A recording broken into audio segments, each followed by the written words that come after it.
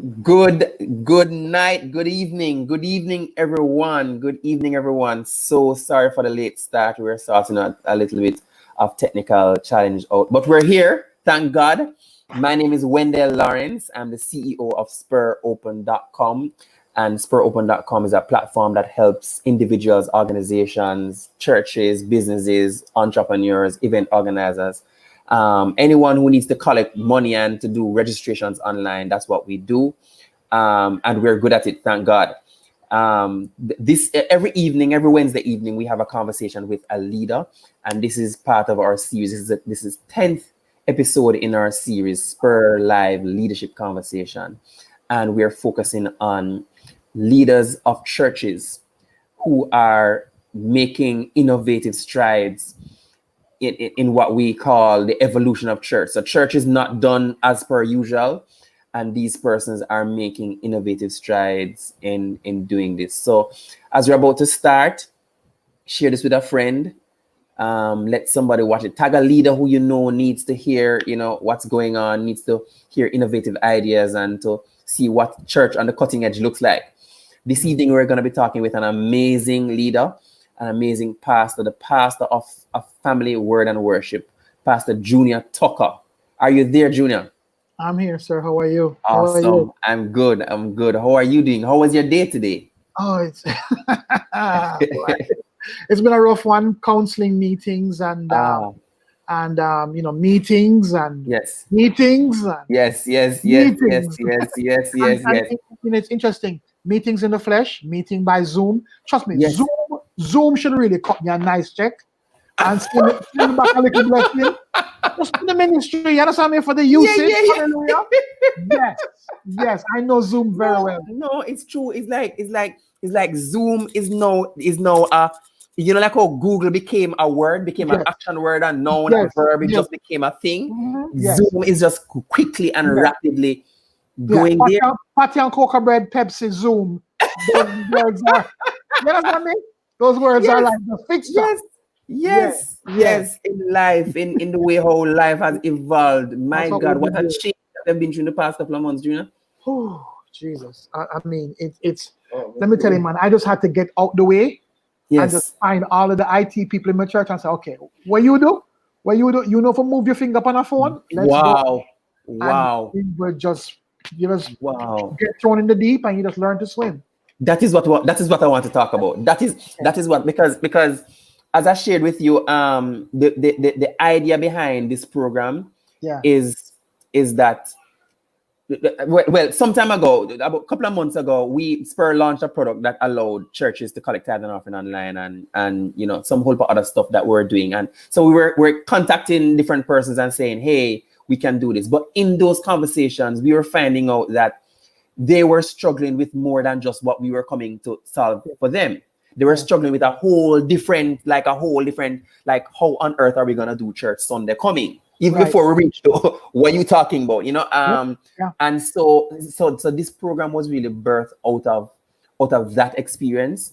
In one of the conversations, I literally said to one of the pastors, because he was now sharing with me the different things that they have put in place and how they have pivoted and how they are now moving and doing. And I said, do you mind me sharing this conversation with some of the other church leaders that I know online who might be struggling and who may be able to add to it? And, I said, yeah, sure. And so that is how this was birthed. So this conversation we're going to have now is just for us to figure out, or for me to kind of understand and the wider audience to kind of understand how Family Word and Worship has been doing church. First, I want to ask you, what did the first Sunday look like? So when you heard, when the announcement was made, was it 20? Yeah. 20 gathering. Tell me about the exec meeting, like the phone call with the exec team as you were now about to say, what are we going to do? What was that meeting like? You're going to be surprised when I tell you this. We have had less executive meetings than we used to before. Because we have just had to just run. It's like you're just running. You don't even have time to sit and ponder as to what. You understand? You just the first meeting. Actually, and I think my wife took a picture of it. She jumped in And we call her Trudy Spielberg because she was like putting up chairs, and a phone was on this chair, another phone was on that chair, and take elastic band and tie up the phone here. And we tried this and we point a mic, and I mean, we just had to just run in and just say, this is what it does. How does it look? And one of the things I learned very quickly is, as a pastor, know your place. You love when sheep know them place. As pastor, know your lane. And what hit me right away was, okay, I can preach a word, but I'm not a technical person. I don't know that kind of a thing. So what I had to do was get out the way. Even some young people who have been sitting there, not really engaged in ministry, all of a sudden, you're the IG person. You know about Instagram. What name Instagram? Okay, you come here. So if you know what Instagram is, you're on the team. Let's go. And it's so funny that people who would have probably never engaged and got involved, you have to tap into their resources and say, come. Yes. You step in and do it. So our first service, to be honest with you, was an empty room with 2 phones and a laptop turned this way and some chairs piled up to cut up the phone. And I'm preaching there warning me, don't walk over there, so you can come out of the frame. And and we test different sounds, test different phones until we got it running through the board, and then running from the board now into the software on the computer, and now we have computer. And but it was literally a jump in and swim and just learn and tap into the resources of the church. This is where your church really show who love church and who really does want to love the Lord. Yes. And if you love the Lord, you won't let your church go down, Yes. This is not about church, This is about you saying to the Lord, I'm available. This is my life. And your resources that God has blessed you with and trust me, family word and worship, I must bless them. We had people coming to us and say, Pastor, what is needed? What do we do? And so we had to learn to mix the resources of the house with even experts who are outside of the house. Right. And spend our day with us and teach us. Like Chris Henry, who's a technical sound man and lights man, who does show promotion and that kind of a thing. Friend of mine, I had to call him and say, Chris, come in, check the board for me. Check the sound we're getting from the board, the mix of the house versus the mix going to the camera. Make sure we get a good balance on that and send it out. We tested it a couple of times, listen back. And one of the things I had to learn, which is very tough for me, is patience. Wow. As a pastor, I want it right every Sunday. I want the sound right. I want the worship right and the preaching, and I'll beat myself up if I don't preach perfect. So I had to learn, okay, Junior, this thing has been dropped in your lap. This is what the new normal. You're adjusting. You have to learn to adjust. There were times when I look back on some of the service and I'm like, oh my God, the guitar was too low. The sound wasn't balanced right. The camera, somebody walk in front of the camera. Oh, this camera is dull and we should use that camera. We had all kind of things. I had to be patient to let the crew grow, find the right people. You may start out with 5 people, but then 2 drop off, and you work with the thing as you go. What kept you focused? What kept you focused? What kept you with everything that's happening, with the things that are going right, the things that are going wrong? I imagine that you would have to have something that you are focused on that keeps you moving in a particular direction. What was that for you? Well, my first stewardship and call was to God, to be a blessing to him and to his people. So I can't let, because my world is shaking, natural world, I fold up my arms and lay down and just say, well, whatever, God, you work it out. I have to now go before him and say, so a lot of praying went down.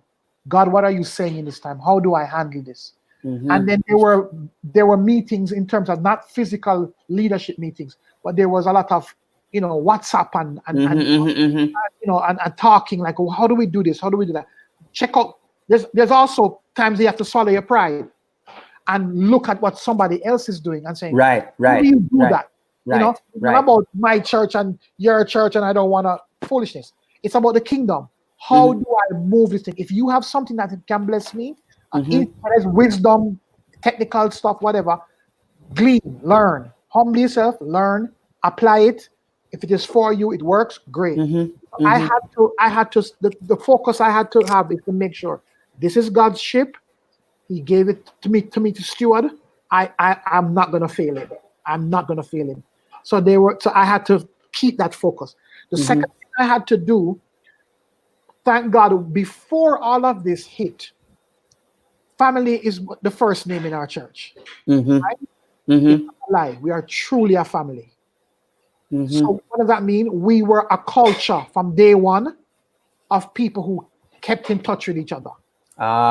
Once you come into the church, we put you you're in some group. You're either in a women's group, you're in a next gen group, which is the young people. You're in a Joshua generation group, which is the young men that are my sons and who are pour into their lives. There is the man of God group, which is just the men in the church generally. So there's a group that keeps in touch with you and you are connected to. So before the broadcasting on social media with the service literally going online, there was already a connection, a culture of keeping in touch with the people. And we would communicate, guys, we're going to go live. We're not going to open church. I remember the government said, okay, we can open back the church now and we can do X amount of people, 20 people. We said, no. We said, no, hold on, because we know the building. We know what we're working with. So we said, guys, let's keep going online. Let's keep doing what we're doing. And we could do that because we could send it out a message and say, what do you guys think? So there's already a channel. There's already a channel of communication. There's a strong communication family-wise that was already going on before this adjustment. So while we're making the adjustment, we would talk to the family. What did you think of last service? They'll give us feedback and say, wow, the sound wasn't good. Work on the sound. Or, wow. One couple of people even come to me and say, your background singers are a little bit too close. Watch the social distance. Wow. So we would get this feedback because we had a very strong WhatsApp. So the WhatsApp really helped the IG and the YouTube and the other one is what now? Facebook. Right. So we are very big on WhatsApp. We're a WhatsApp group. Yeah, man. So WhatsApp is the next word. WhatsApp is the next word. We're the church that, hey, this happened to this person. Let's rally and go to the hospital. Boom, boom, boom. We're like that. So that's how we kept it going. And he's keeping it going. Yes, Andrea McCurdy is here. Carlene Davis is here. Alison Dexter is here. Guys, thank you so much for tuning in. Thank you so much for tuning in. Pastor, one of the things I wanted to ask you now is, do you have a system in place to reach those who are not necessarily techie, are not necessarily on the platforms? Yeah. We sit down every now and again and look at the list of our people and say, okay, who we haven't heard from in a while. Because one of the things this pandemic is challenging us on is the economic side of things. And because it's challenging us economically, we also understand that people are challenged economically. So people lost their jobs. People have, people can't even buy the phone minutes. Yes. To be online and that kind of stuff. So we have this list and we look at every now and again and we say, okay, what's going on with this person? Does this person need food? Does this person need for us to reach out to them? And we'll literally phone that person and go look for them and say, hey. So how does that work? How does that work? You have like a set day of the week that you do that. How do you organize that kind of a system? We have an external staff that a lot of people who serve outside of the leadership. So the leadership and that staff of people. When you say staff, you mean persons who are employed as their 9 to 5, quote unquote. No. Okay. People are volunteers who they're committed to the ministry. And we gather them together and say, okay, let's touch this person. Let's touch that person. Pastor Trudy is the queen of that. She sits at the table and run that. And she'll go, okay, this person needs, food, a phone call, a visit. This person is in the house. And so because from day one, we have built our church on the culture of family. I mean, I'm Pastor David King's son. right? And their family word and worship. I mean, family church on the rock. Yes. Family word and worship. You know what I mean? It's like, so that's how we think first. You know, family, spiritual, theology, all that, those things come after family. So having said that, we drive the ship that way. So we do sit down and make the effort to reach out to people, because you're right, not everybody has the, you know, the iPad and the laptop and the Apple, the Mac, and you know, and then our phone, you know. Right. People talk to them and say, how are you doing? We haven't heard from you. You good? You know, who's near that person? You know, check on them for me, and just make sure you hear back from them. You heard from them? They're good. What's going on? You know, blah blah blah blah. Come in and see Pastor. Pastor, I can't come in and see. Okay, so we'll Zoom. Can you Zoom? Yes. Fine. Yes. We'll Zoom and we'll talk and meet, and I still counsel. I haven't stopped counseling. You know, I'm still counseling, and I'm still, you know, speaking to people and meeting with people to keep in touch with the body. You know. Have you found that the workload has increased? Your personal workload as the leader, as the pastor? I don't think it has increased. I think it didn't stop. I'll follow you. But what has increased is people coming on. We have more people doing something in the church now than probably we had before. I can see where our you know, people are growing, coming up. Pastor, I can do this. This is what I do. I'm a sound man. I'm a tech man. You know, this is what I do. You know? Some people come on and say, "Hey, Pastor, have food for the food bank." You know, so let's make sure we keep giving the people who are not able to, you know, to do what they used to do. Tell me about the food bank, because that was going to be my next question. How do describe for me in as much detail as you can how your benevolent systems work? Like, you know, what is it that how is it that you actually do your outreach? Well, we've always had one, and how we do it is that people in the church give, whether financially or food items, and then we, the church, also have an allotment that we say, okay, this is in for the church to serve people, and then we let people know, hey, what's going on? Talk to us. People also call us and say, you know, hey, you know, this is what I'm going through, and as leadership, we sit down and say, okay, this person, you know, needs this. This person needs that. You know, can we afford this? Can we do this? Okay, fine, we can do this. Bam, bam, bam. I feel led of the Lord to do this, and we just disperse it as we feel led, and we, you know, we do the best we can. So it's a part of our efforts. It's not a by the way. It's a thing we sit on and plan and do purposely as a church on a regular, on a weekly basis. I see. So do you have outreach that touches persons outside of your membership, your immediate membership, like prisons? You know, do you have that kind of? Not yet. That's coming. I see. First, what we have done is to try and steady. You know, the thing about our church is that even though we are, you know, out there and people know us, we're still only a 4.5-year-old church. Yes. We have moved. This is our third venue. And as we go into different venues, we are trying adjusting to adjust things, and you know, the whole finances as to balance the whole thing that we don't. Because one of the things we never want to do is to pressure the church to keep. Right. I'm not going to be that pastor. I'm not one of those pastors who have 4 different lines for X amount of offering. And no, I'm not doing it. You do that, praise God. You hear God tell you that, God bless you. I'm not criticizing you. I'm telling you who God called me to be. And so we try very much to be a church that lets people have that ease to come in and to be ministered to first. I mean, I remember in our earlier days starting, or people used to say to me, "Pastor, you forget the offering," because we would be so adamant about us pouring into people and making sure that they're okay, and then they will give. I mean, even in this pandemic time, I don't think I have been in my sermons maybe 3 or 4 times in the whole time of the pandemic of us going online, call an offering. We have never. The boss was correct me a while ago. We have never went in any of our programs and said, okay, send in your offering. This, you know, like we're collecting offering now. We have never done it. How do we do it? People call us. People have called us and said, hey, Pastor, you don't mention anything about the giving. Where do we give? And I'm like, okay, this is where you give. Come by the office, drop it off, or, you know, here's the account, and then send it to our account. Why do we do that? Because we realize that this must be a very rough time for people. Right. So guess what? If we minister to you and teach you the love of God and God's principle when it comes to giving and all of that stuff, then you love God, and as you engage in your relationship with God, then you will give. You will you will do that.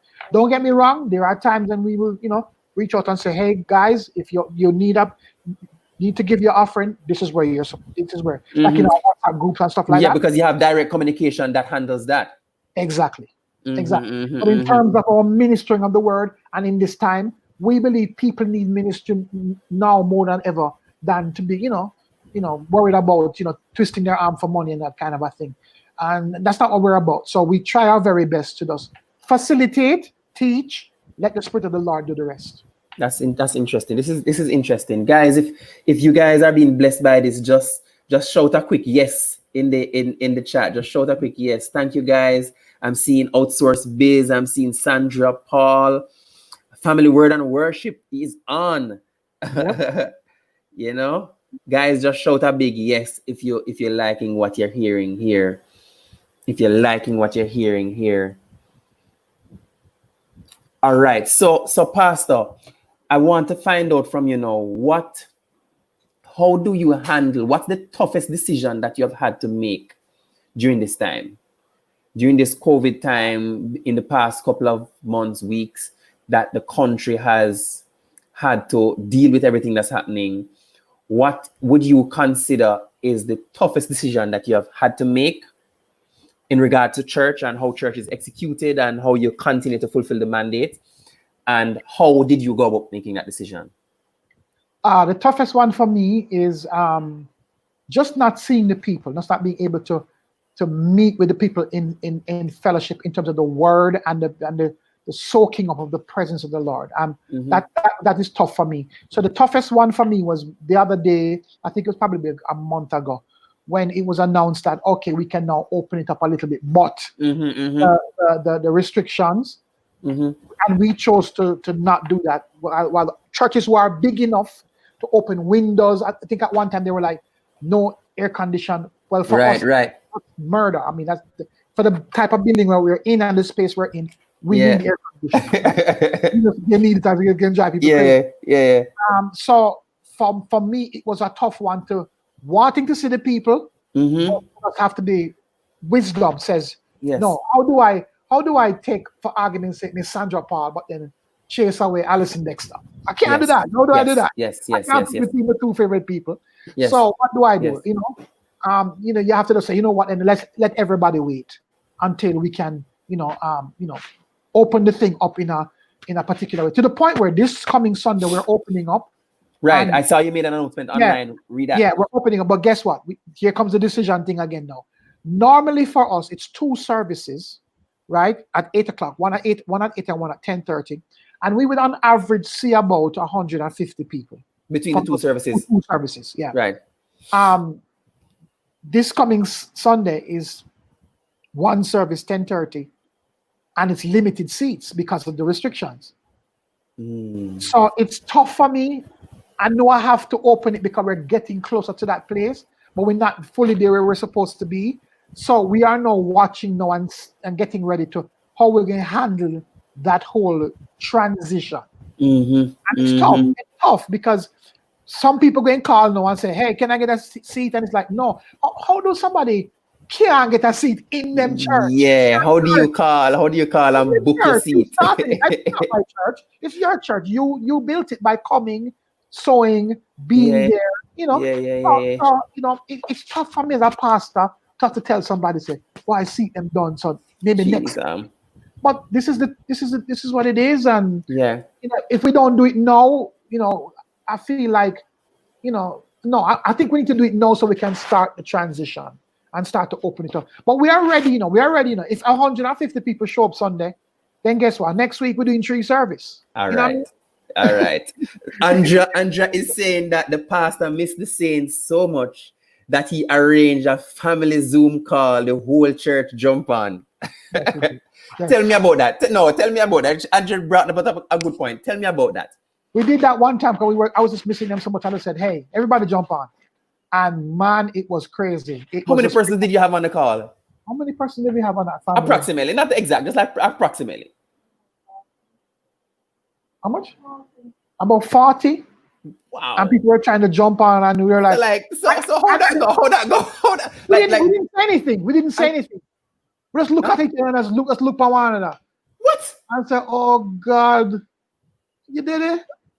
Well, I did not preach. It wasn't a preaching. It wasn't a, okay, turn your Bibles to, or we can talk about this.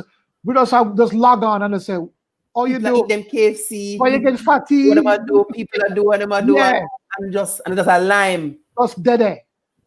Wow. Hey, let me tell you the family word I worship. This is family word I worship. We started a thing called date night. Okay? Date night is me and my wife date night. Not anymore. This is a Monday night Carib Theater. And boss, let me tell you something. They heard about our date night and crashed it. Hold on. So any given date night, I can have in the theater with me. You turn for hug up your wife a little bit and somebody just touch up on your shoulder. Hey, Pastor, it's about 30 people from Family Word and Worship. Is in the. We have gone to as many that when the Wakanda movie did come. Yeah. Black Panther. Yeah. 52 people, 50 something people. We took over the box section in the Caribbean. We block it and start singing. What is the song name? One Big Lime. We just start singing. And the whole theater start worship. No, but on a serious note, it's very interesting that you raised that point, because that touched on a little, and we might veer off a little, but that touch on a little point, a little, probably a little area of passion for me. So for me, that is a perfect example of go ye into the world. For me. Yes, sir. Where a bunch of Christians get up and say, them are going to go to the bar. Mm-hmm. A bunch, because we want to drink some lemonade, but we want to go to the bar, go do it. And 50 of the bar can hold 60 people, and 50 of the people in the bar are church people. And everybody are drink lemonade. And we are laugh and chat. The manager called us the other day and told us how much he misses us. No, that's what I'm talking about. Anyway, we're gone off. And we give excited now. We have on our t-shirts, Family Word and Worship. So people come and say, what is that? We say, man, we're at church and they meet us and we give out cards. So we're connecting. We're connecting. It's not us, having fun only. We're connecting. It's evangelism. And we take over Carib, man, trust me. That's awesome. People have come to me and said, Pastor, long me and my wife don't go up on a date. Thank you so much for this. It's so nice. Yeah. You know what I mean? Yeah. That's awesome. We build that culture, and that culture drives us to this day. Whether COVID going on, whatever going on, we just carry that culture and adapt it to what is drawing the things. And our culture move through. That's what we do. All right. So Pastor, now. So there are. So you said that you miss the church and it's difficult. Just processing the fact that you're not able to physically be there with them, etc. There are other persons in your congregation that I imagine would feel a similar way. And some of these persons have based on how they have experienced spirituality, and because everybody has a spirit and their spirit is ministered to differently. Yeah. And some persons experience church a particular way.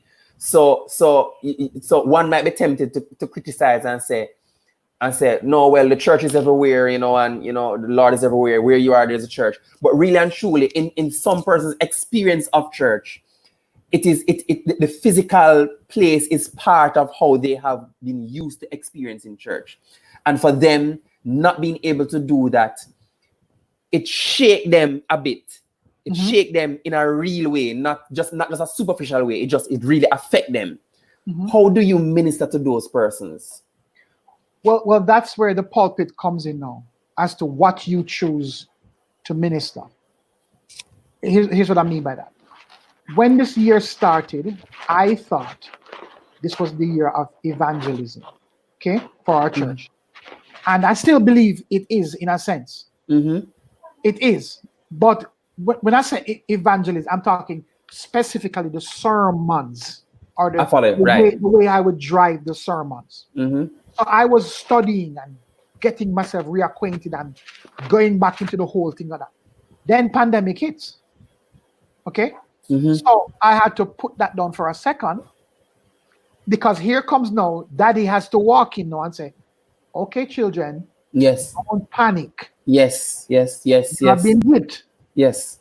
Let's come together. It's coming.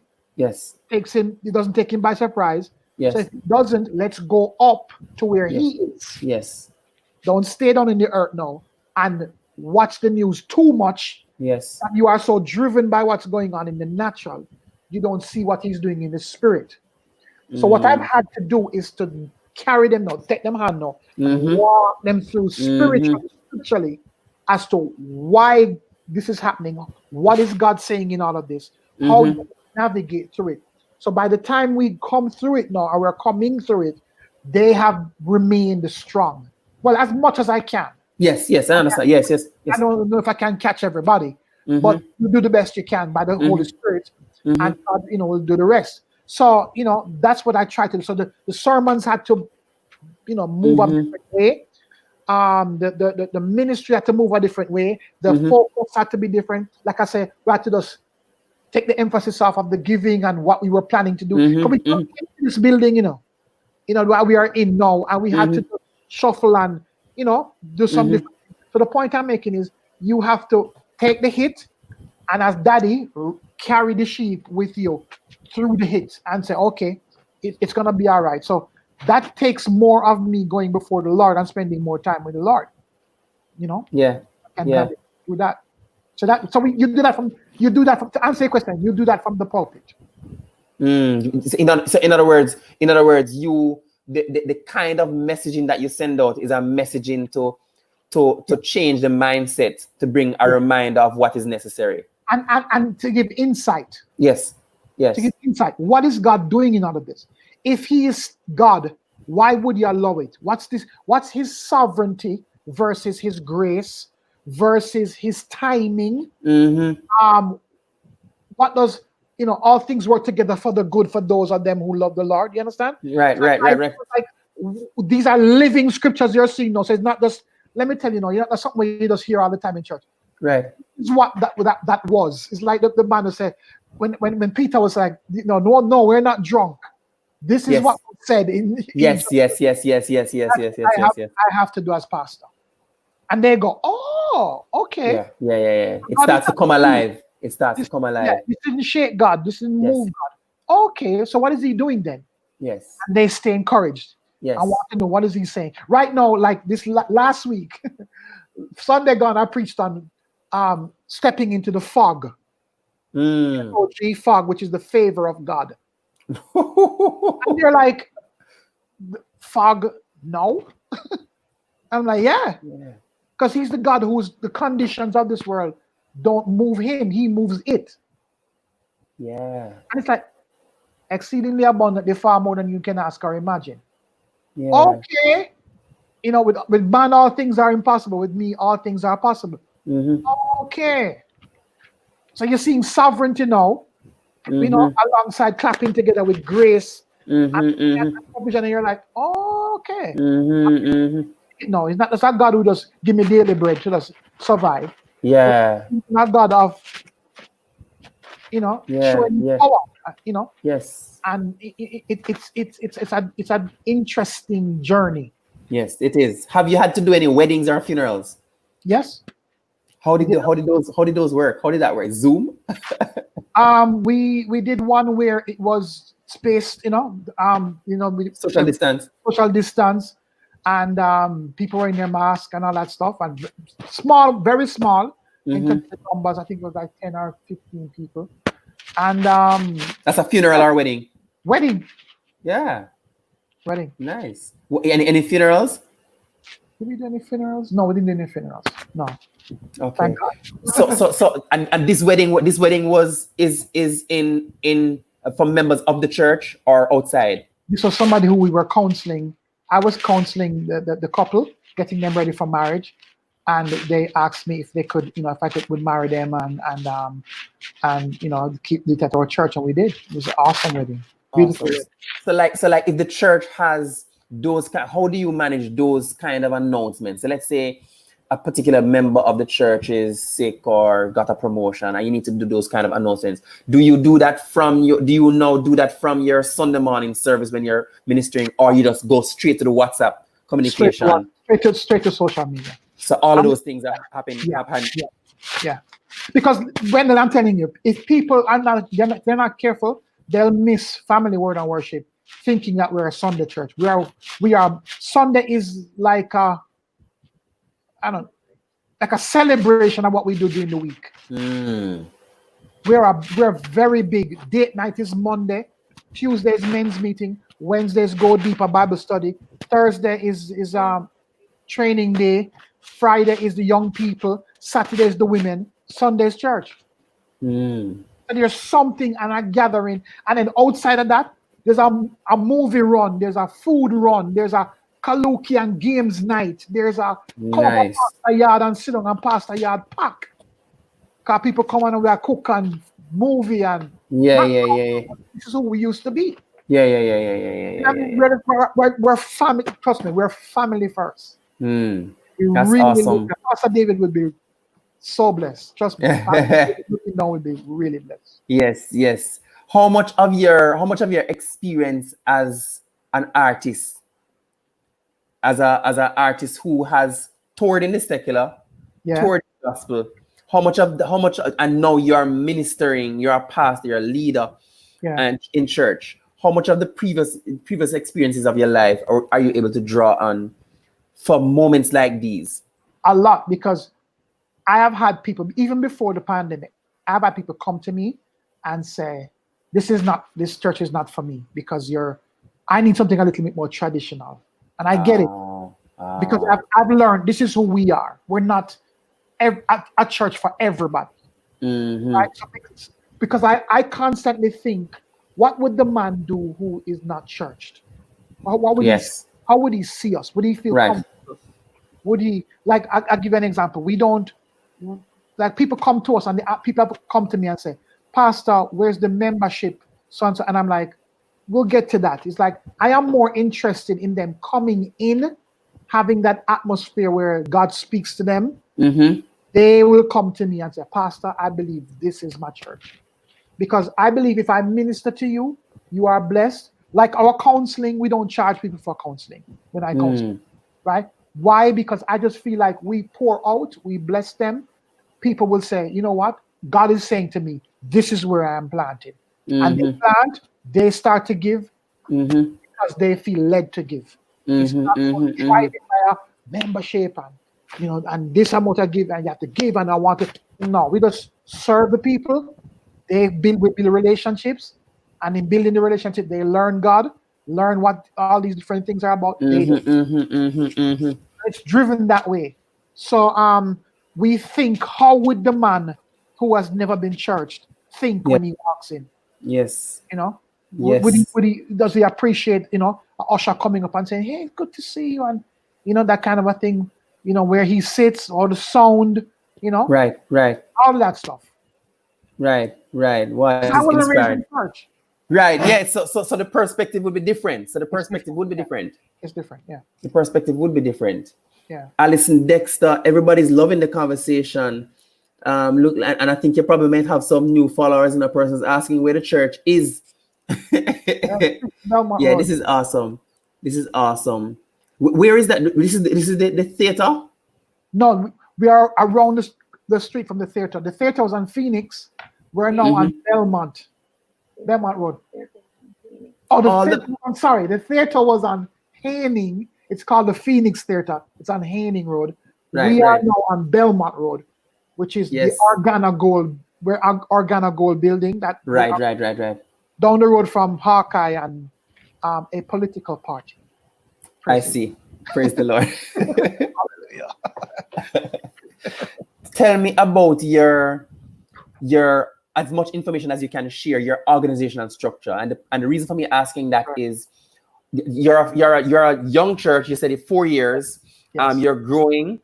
And I imagine that your structure would change as you grow. But based on where you are now, what's the structure that you have, and describe to me how your team functions?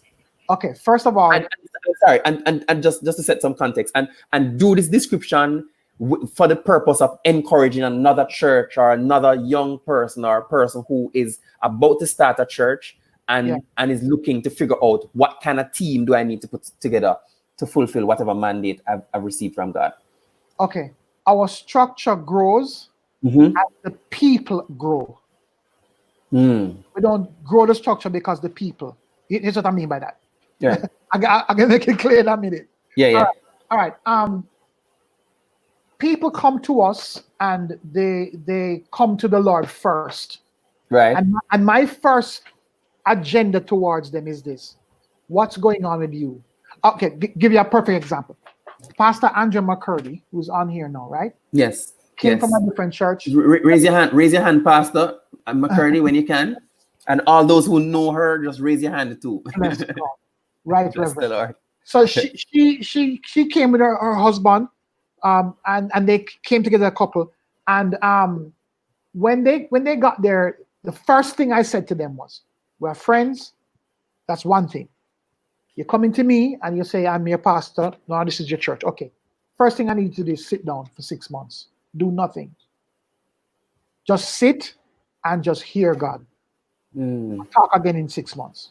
Now watch me. At that time when she was sitting. So hold on. So this is the same Andrea McCurdy that I know, and that a lot of persons in the entire world know is very talented and is a skilled music practitioner. Worship leader part. Sit down for 6 months. Preacher, worship leader, youth minister, from where she's coming from. Sit down. 6 months after, we say, what is God saying to you? Okay, I think I'm here to serve whatever you say. Okay, let's pray that out and see what that pans out to be. Here's why we do it that way. Because if you're not careful, you will plug people into things because you want structure. You have a structure, so you plug people in. After a while, people get burnt out. Or they get resentful because in their minds, like, I wasn't ready for ministry because I'm still dealing with me. What you have to do, I'm not saying you have to make them perfect and complete. Right. But at least get them to the place where when God speaks and they're convicted in their heart, then they'll come and avail themselves and say, hey, this is who God is saying to me. This is where I serve. So our leadership has grown and staff has grown out of relationship, call of God, and also for me personally, faithfulness, submission to the leadership of the church, and that when nobody's looking, will you serve? In other words, we are calling Pastor Andrea now, but the truth of the matter is, before we call her Pastor Andrea, it's like when we tell the people, they look at us like, of course, because they have seen it. She's not ordained a pastor yet, you know. The point I'm making is she's walking out the call. Exactly. We don't let the need dictate the move of the people. We build the people because God is able to cover us.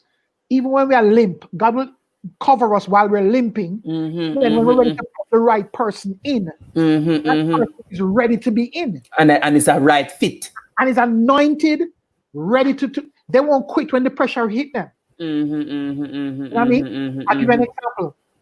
Pastor Joseph Roach went to another church to lead worship somewhere else, right? Darren Mitchell, who's now our worship leader, was there, but he wasn't ready. I had to step back in, lead for 8 months to about 9 months, lead worship and preach, while I'm, waiting on, Brother Darren to come, and he's before the Lord, getting his what you call it now, like his feet anchored to say, yes, Lord, this is what you're saying to me. So when he came to me and said, Pastor, I'm ready. This is what God is saying to me. Boom. He's in there. Yes. And we're running. Because what we want to do is to make sure whoever is pouring out, whoever is serving, is not, we don't make the demand force us. Put people in there because you're putting people. Because before you know it, that person's spirit is not right and you would even people preparation first, restoration, getting them ready for the call, then they serve. I follow you. God is able to take care of his church. Yes. People on the veranda at Danny Brownie House, which started out, God carried us from there to where we are today, and he will carry us. It's his church. Yeah. So to a pastor who's out there who's, probably feel overwhelmed, trust me. What God, you have to follow God's timing. It's God's church. Trust me. It's not a formula. I remember when I was coming back to Jamaica, before I came back to start the church, my elders and mentors in my life would ask me, what's the vision for the church? What's the vision? And trust me, I don't like to be outside of God and I don't know, So I was praying hard. I was like, God, I need to tell my mentors something. I need to answer them when them ask me. I feel foolish not knowing. And the Lord spoke to me very clearly. I said, listen, you can't talk vision unless you know the people. Go back to Jamaica and get to know the people first. And out of the people comes the vision. Other times we have a thing in our mind, and then we want to serve it and plug people in. Yeah. People is the vision.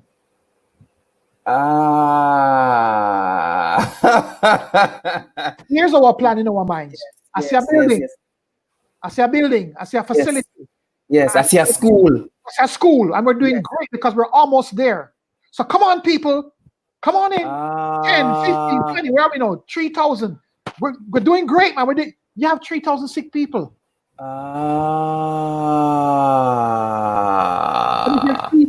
The people will come to you and say, Pastor, we need a building. Okay, let's take care of that. Boom. Keep it moving. Because you're building the people.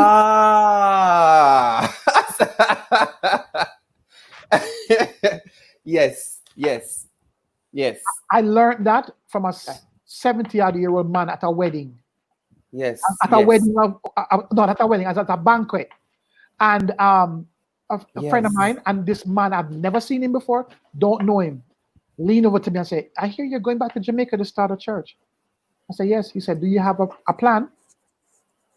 And I said, he said, he said to me, before I even answered, he said, you know what's the biggest mistake pastors make? They have a plan, and then they call the people to the plan. He says, young man, the people. Oh my God. The people is the plan. Oh my God. Listen. One of the best lessons I've ever learned in my life. Wow. That is profound, though. We can take up family word and worship right now and carry them to Mandela Park and keep church right there, so. But I know I have a people who's a family that love me and I love them, and we are walking together. It doesn't matter which building we're in. All of those things will come.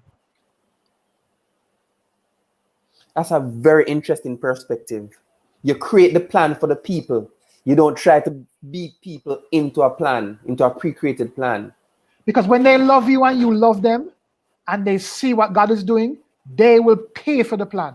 You don't have to ask them. They'll say, Pastor, see it here. And they will help to create the plan too. Absolutely. It's their plan. It's their plan. They'll own it. All I am is the pastor. I'm just the coach on the sideline saying, okay, let's go. That's all I'm doing. I'm the shepherd. I'm the under shepherd. But it's his church. It's his people. All I do is say, Lord, what are you saying? What are you saying, Lord? What are you saying for your people? That's all I do every day. That's my job. That's a chief servant. That's interested. That's my job. Method to the madness. Wow. That's very interesting. That's a light bulb moment for me. Because so many times, even myself as a visionary, you see the vision and you sometimes you lose sight of the people that you're leading. Yeah. And you try to bend everyone into the shape of the vision. Yeah. To get them to fit into the vision. Yeah. And sometimes if we're not careful, we replace people because they don't fit into our version of the vision. Yeah. And then that is how people get outcast. I know pastors who have a curriculum is set and they know what they're. I get that. God bless you. For me, I'm like, God, what are you saying to your people? I'll preach that. There's many things in my brain that I've studied. I've studied psychology, I've studied theology, and all that. So I can, study some things and impress you with what I studied. But that's not the thing. The thing is, God, what are you saying to your people right now? What are you doing with your people now? That's what I need to serve. Because it's about the people. It's not about the building and where we're trying to go. We're not trying to build up a money, bag or a bank. Or we're not trying to be a missions church only. What is the people? The people that God has placed in front of me. Who are they? What do they need? What kind of church are we? God, how did you, the things, the tools you put in me, what are you doing with me to the people? Somebody might come to me and say, Pastor, I don't fit because you're not got you. You can't go over that church. I think you fit there. But I know the people who have been called to me. I have to every day take their pulse and keep my hand on their pulse, and then my hand on God, the next hand on God. And God, what are you doing? What are you saying to your people? They're hurting in this. I feel this. That's my job. If I do that, we will build. Trust me, we'll build city.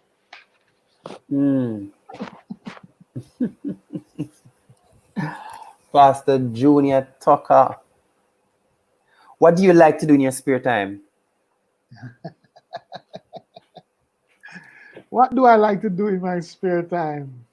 I'm a people person, so we cook, we get together.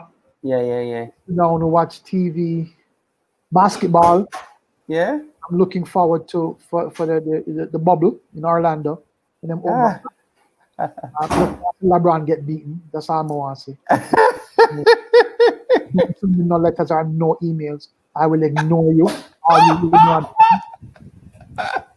In Jesus' name. I just want him to get beat. I want him to get beaten like him get beaten before in the pandemic and get beaten. This argument about who is the GOAT. Ridiculous. You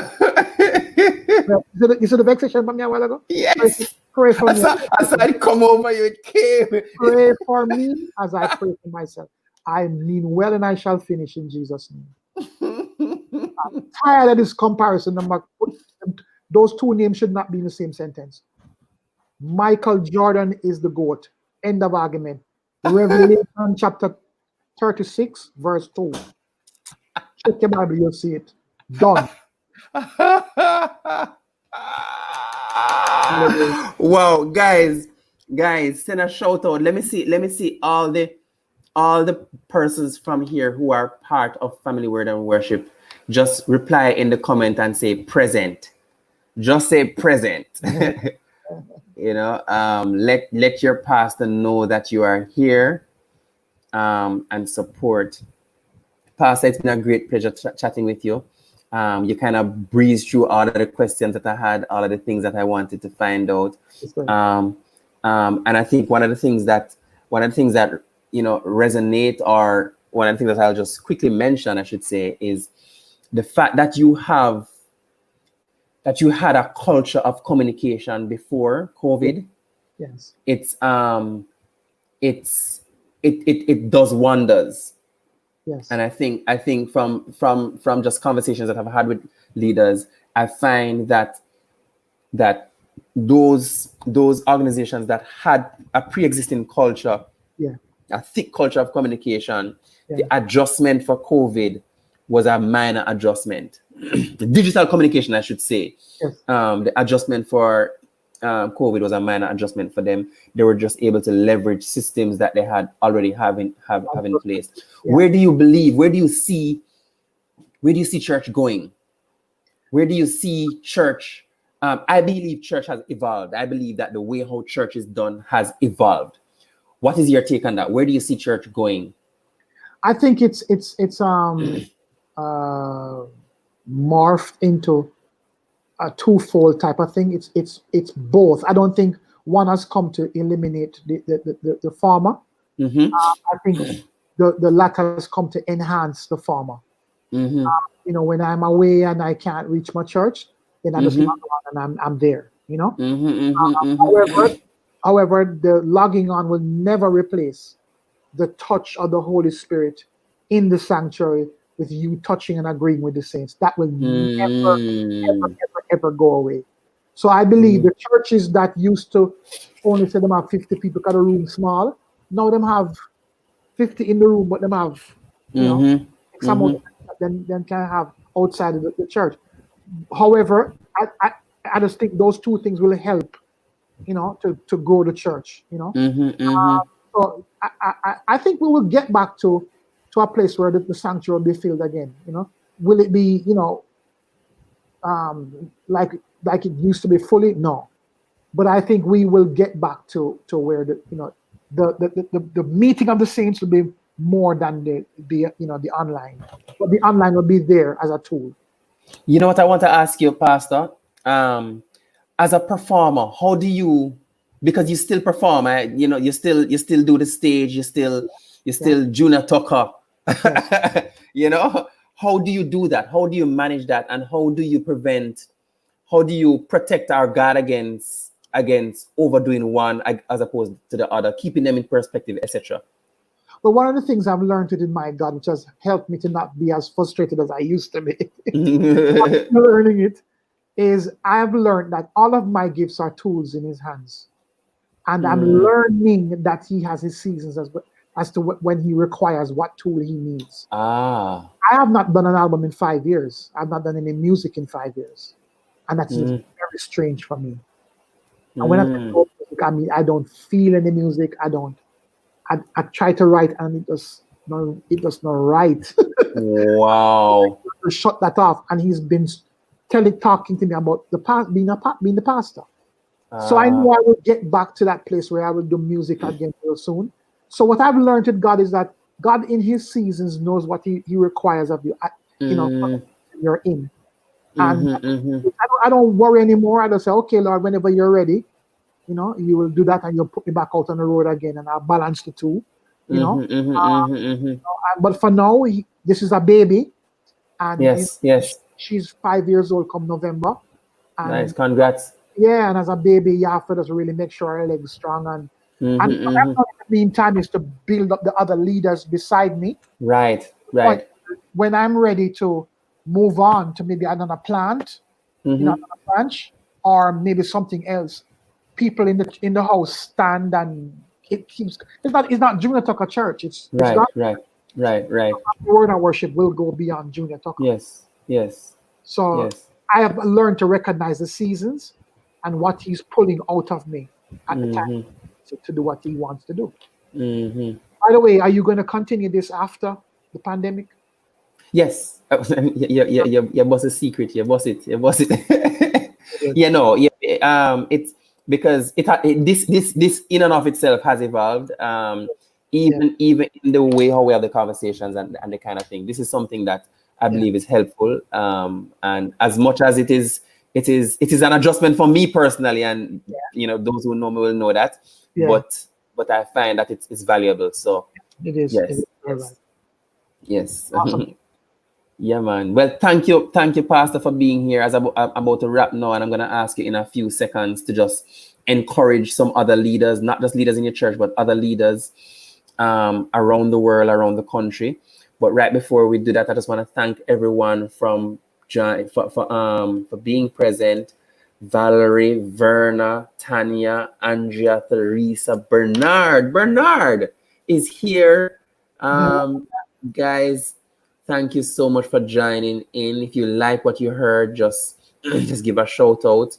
Encourage the man of God. Me present. Andrea is present, like well present. Thanks, guys. And I want to also thank my producer Dana Wallace, and Sabrina. a blessed lady. Yes. Dana and Sabrina and Carlos, the team that kind of helped me to pull this together and make it work. My wife for helping me, stay focused. Thank you guys. So Pastor, just in closing, just give a short word of encouragement to a fellow leader, as you feel led. Go ahead. He is our God, Alpha and Omega, the beginning and the end. That includes his church. I know sometimes we feel like when we are, the under shepherd or the person who's serving in the church, we kind of feel like, it's on us and we don't want to let him down. And I get that. I understand that desire in your heart to never let him down. But the truth of the matter is, he died for this church. He died for his church. So it's his to start, his to finish. All you have to do is make sure you line up with him. Make sure that you are connected to him.